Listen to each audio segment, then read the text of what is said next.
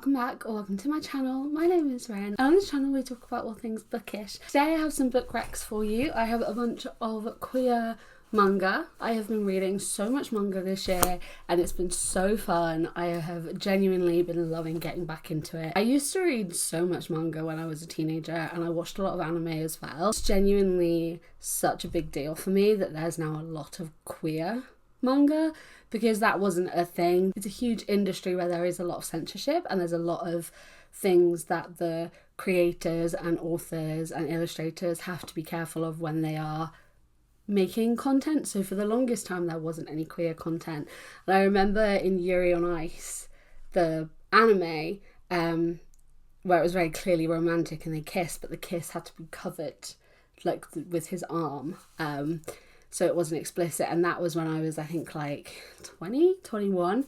I'm 29 now, so for there to be this much like manga, and I think there is more and more queer anime as the year goes on, it means a lot to me because this is a medium that I love and love to read and watch, so it's really nice that I can then see aspects of myself in it now. I'm going to share some with you that I have read this year. I thought it would be good. The first is Love the Answer, and this is an exploration of asexuality.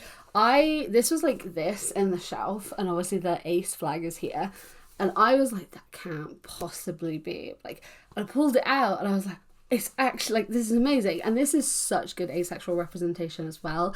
There's a really, really good explorations about different people and how asexuality is a spectrum and how different people can experience different things. And I thought that this was done really well. It was such a good exploration of how society views asexuality, or a lot of society views asexuality, and I genuinely loved it. I thought this was really good. This is one of the best mangas, like one of my favourite mangas ever. Then we have Boys Run the Riot, and this focuses on Rio, and he knows that he's transgender, but he doesn't have anyone to tell. Like, he's nervous to tell his friends, he's nervous to tell his family. He keeps getting asked by his mum, why are you dressing like a boy? He just doesn't know who to talk to about it. And then there's a new transfer student called Jin, who really is into the same fashion that Rio is into, so they get to talking and they strike up a friendship, and it is everything from there. I really liked this one. This is part of a series. This is number 1. It explores their relationship and explores lots of other things as well. Then we have one that is technically a series, but it does stand alone as well, and this is non-fiction, and this is My Lesbian Experience with Loneliness. On the back it says 28 years old, no confidence, no direction, never had sex. This is probably the most explicit one out of all of these. The others are pretty cutesy and they're not like explicit or anything. And then there's also My Alcoholic Escape from Reality, which is the same author, and then they've also done My Solo Exchange Diary, and these are non-fiction and they are accounts of her like recovery, her sexuality, mental health. They're really good. They're really good explorations. I really love them. I thought that they were really honest, like brutally honest, and explored mental health in a really raw and real way, which I think is really important. So loved these. Then we have the series, which is kind of, I'm like actually a bit obsessed with it, and that's I Hear the Sunspot. So this is a whole series. I have the rest of the book. Love this so much. So this focuses on Kohei, and he is deaf, right? He has hearing loss. So I am also deaf. I have severe hearing loss. I have hearing aids. I have bilateral hearing aids, both ears. They are amazing. Like, they're Bluetooth as well, so they help me be able to still listen to like music and things because it goes like directly in. It's so good. The one thing that I have found the most about being deaf is that people do not understand deafness. They think that either you cannot hear a single thing or you have perfect hearing, and that's not how hearing loss and deafness works. There are some people that can't hear anything, and there are people with perfect hearing, but there's a massive spectrum in between, and a lot of people in between fall under the category of deaf because hearing is gone. You know, it's like eyesight with glasses. You know, some people are completely blind, but it's not 20/20 vision and completely blind. It's a spectrum. It's the same with hearing. No one seems to be aware of that if they are not on that spectrum themselves. This explores that phenomenally. This has so many layers of deafness in it, which I just love so much.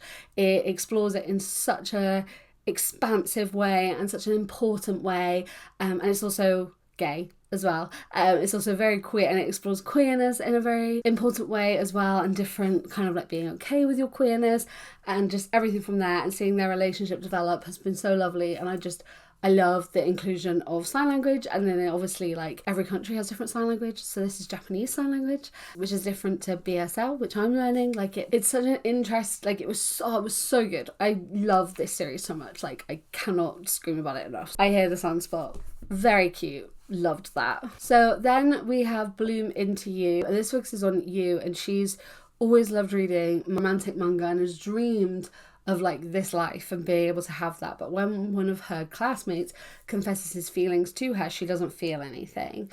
But then she meets a beautiful student council member and thinks, oh, her. It's everything from there, and exploring sexuality and who you are. And kind of that realization about yourself. And I thought this was super cute. This is number 1. I haven't read any more of this series yet, but I am going to order it. But I thought this was really cute and I really liked it. Then we have Our Dining Table. This was also so cute. We have Yutaka, who loves to cook, even though he's nervous about eating around other people, but he loves to cook. And then he meets Minoru and Tane, who are 2 brothers, very aged, like there's a big age gap obviously, as you can see. Tane is tiny, and he starts cooking for them and develops a relationship with them, and it's so cute. I loved this so much. If anyone has seen the anime Sweetness and Lightning, this made me think of that. I really loved this. I thought it was super cute. It was so nice. The way that the sexuality was explored and their feelings were explored was so cute, and honestly loved it. 10 out of 10. Watched this. I read this when I was recovering from surgery in July. Loved it. Was sending my friend like all pictures of all the frames because I just adored it so much. And finally we have How Do I Turn My Best Friend Into My Girlfriend. Minami and Yuzu have been best friends since they were very little. Here they are on the back, tiny versions of themselves. Someone confesses their feelings to Yuzu and Minami thinks, oh okay, I kind of don't like that. I'm kind of jealous. And it's everything from there. And this was also super cute and I loved it. So yes, those are some queer manga arts. I hope you guys check them out and find something that you really like. I'd also love to know any of your recommendations in the comments. Also, please, anime recommendations as well. Queer anime recommendations, queer manga recommendations. I might do an anime video where I talk about some queer anime as well. Genuinely, like, I love this. I love that this is being explored, and I love that there's so much, because this just wasn't the case when I was a teenager. And I love that people getting into manga now and teenagers now will be able to read queer stories, and it's really lovely that they're just kind of like everywhere. Like you can just go in and get loads of them, and I love them. It's been so fun diving back into reading manga because it had been a few years since I'd read it. I still read graphic novels, but I hadn't been reading much manga, so this has been really good, and it's given me a good starting point of where to go from here as well. These are some of my recommendations. Let me know if you've read them, what you think of them. Let me know your recommendations. Let me know if you're going to check any of these out. Let's have a conversation about it in the comments. Like I said, if you guys are new here, then I make videos a couple of times a week about books and book culture. So if you want to stick around and enjoy this, feel free to hit that subscribe button and the little notification bell. And as usual, all the links to all my other social medias and my bookish podcast will be in the description as well. Thank you guys for watching. I hope you're doing really, really, really, really well, and I'll see you next time. Goodbye.